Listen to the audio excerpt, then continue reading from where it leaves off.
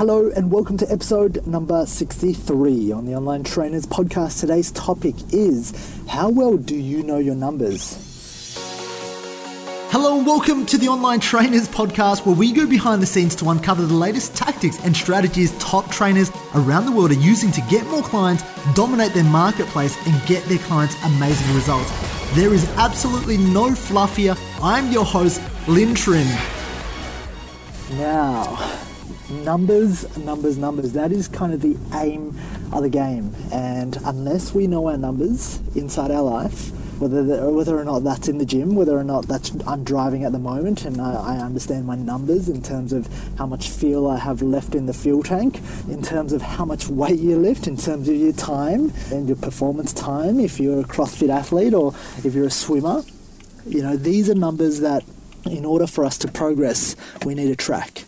And a lot of the times, personal trainers, including myself, I'm going to put my hand up first, is we neglect the numbers. We start to think, well, why don't we just, get more clients and make more money? Why do we need to track these numbers? I don't need to worry about that.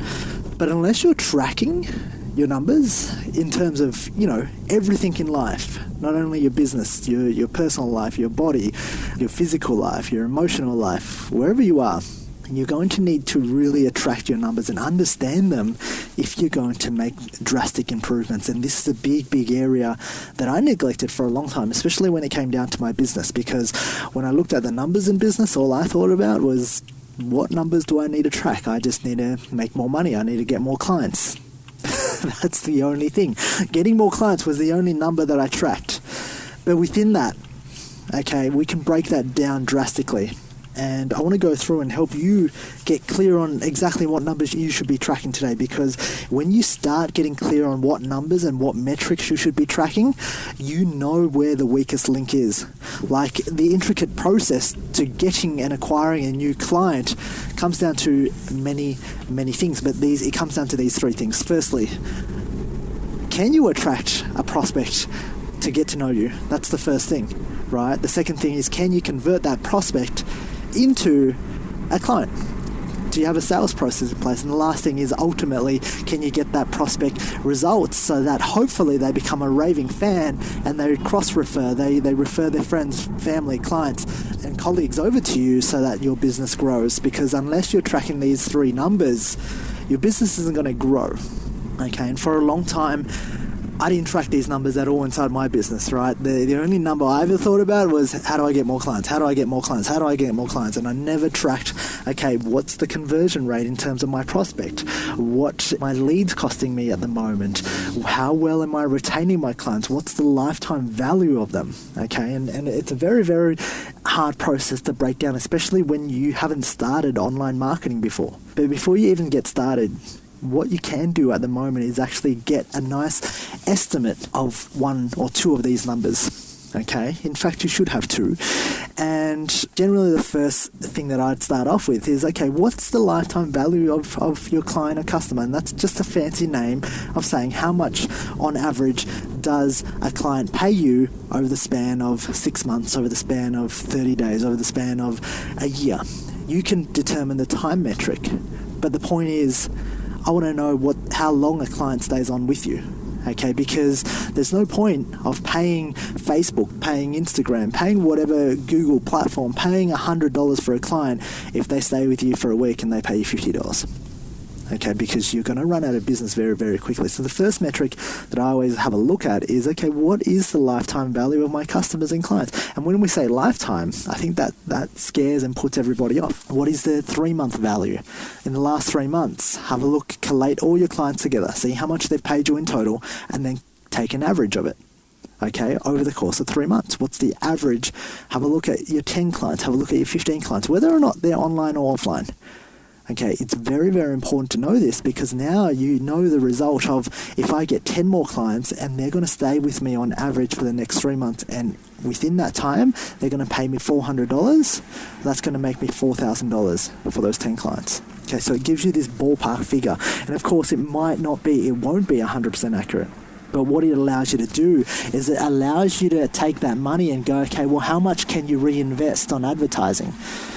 Because if 10 clients equal $4,000 for you, well, you're willing to pay, the next question is, are you willing to pay $4,000 for 10 clients? Are you willing to pay $3,000? Are you willing to pay $2,000? How much are you willing to pay to acquire a customer from there? Okay, because once you know your lifetime value, you have certainty around how much you can spend. Okay, and I see this a lot of the times because I was, for a long time doing it myself, trying to get cheap leads, trying to get cheap clicks on Facebook or whatever advertising platform I was using. But at the end of the day, there was this one key metric that gave me certainty, and that was knowing the average lifetime value of my customer, knowing what a client and customer was worth to me. Because if every client and customer is worth $300 to me, well, how much would I pay to get a customer? Okay, so if you haven't started yet, what I'd recommend that you do is really sit down and collate, okay, who are your clients? If you've got 10 clients and they've each paid you, over the last 3 months, they've paid you $300 each. Well, the lifetime customer value for the last 3 months is $300 per client.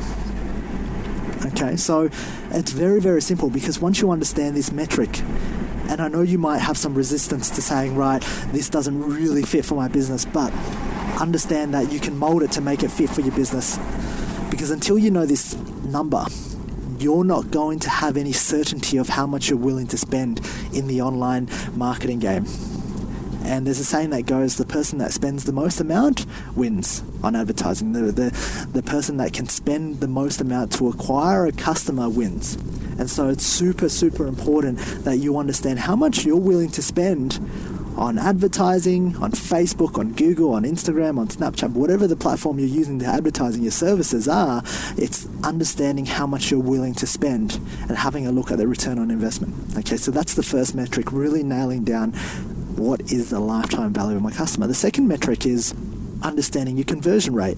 Now, for most of you personal trainers and coaches and health and fitness professionals out there, there's no doubt that you're chatting to these people on the phone, okay, your prospects, or face-to-face. Now, the key metric that you want to get here is out of 10 people, when you chat to 10 people, how many people sign up to become your client?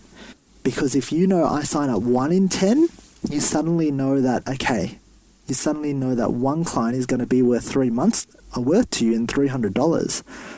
So now you start to get a gauge, and you can start to reverse engineer, right? You start to go, okay, well, my conversion rate is 10%. I speak to 10 clients, or prospects, and I sign up 1 client, and that client's worth $300 to me. Now, how much are you willing to reinvest back in, right, to getting a prospect to get onto the phone with you? And that's a lead. And that comes to the last thing, and this is the last number that you'll need to figure out. You can actually reverse engineer this process to figure out, number 1, how much is a customer worth to you? Number 2, what's your conversion rate? How well are you actually converting this person on the phone or in face-to-face to becoming a client when they're just a prospect? Okay, because now you've got certainty that every single time you get 10 leads, you're going to make 1 sale. So every time that you get 10 leads, you're going to make $300. Okay, does that make sense? And so when you attach this frame to it, it becomes a numbers game. And that way you understand how much you're willing to spend per lead. But here's the truth. Not a lot of personal trainers and fitness coaches and other business owners understand this metric, yet it's so simple because they do it the wrong way around. They start to ask themselves, well, how much am I willing to pay a lead?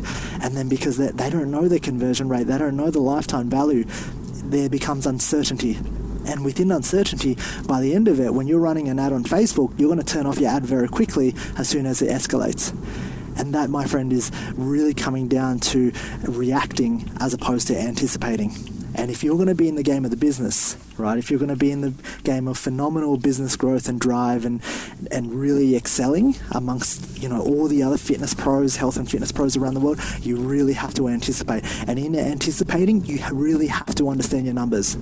Okay, and the only reasons why I'm telling you this now is because as soon as I got clear of my numbers, and it wasn't too long ago, it was probably been the last 9-10 months of my numbers in terms of my business, then I had anticipation on how much I was willing to spend on Facebook. And when you can anticipate that, you're not scared if Facebook decides to charge you double the next day, as long as it falls within your numbers range.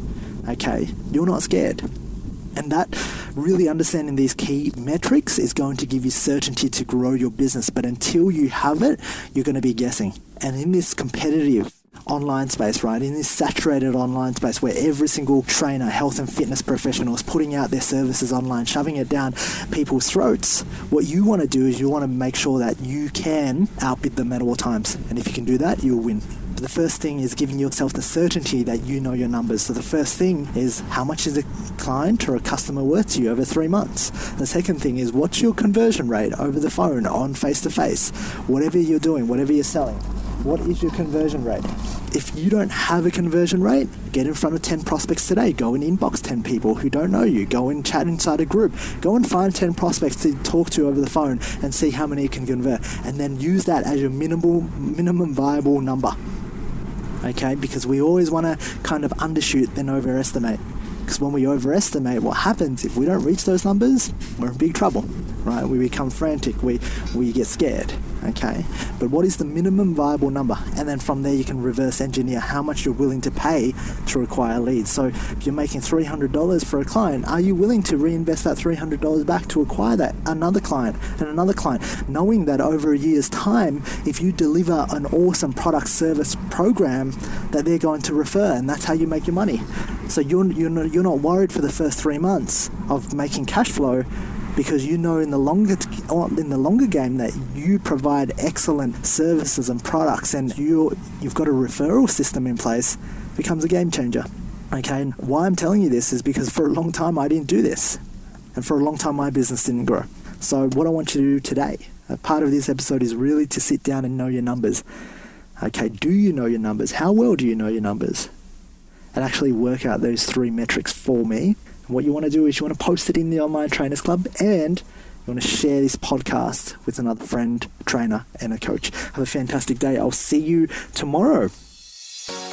Alright, if you enjoyed this podcast, please leave me a 5-star review on iTunes, and feel free to leave a review, and that way I can respond and I can take that on board in developing content to serve you. Now, if you're not a part of the Online Trainers Club on Facebook, please do yourself a favor and be a part of the conversation. That's where I add daily tips, tricks, and strategies on how you can build out funnels, how you can get more clients, and ultimately become a better online coach. Thank you for listening.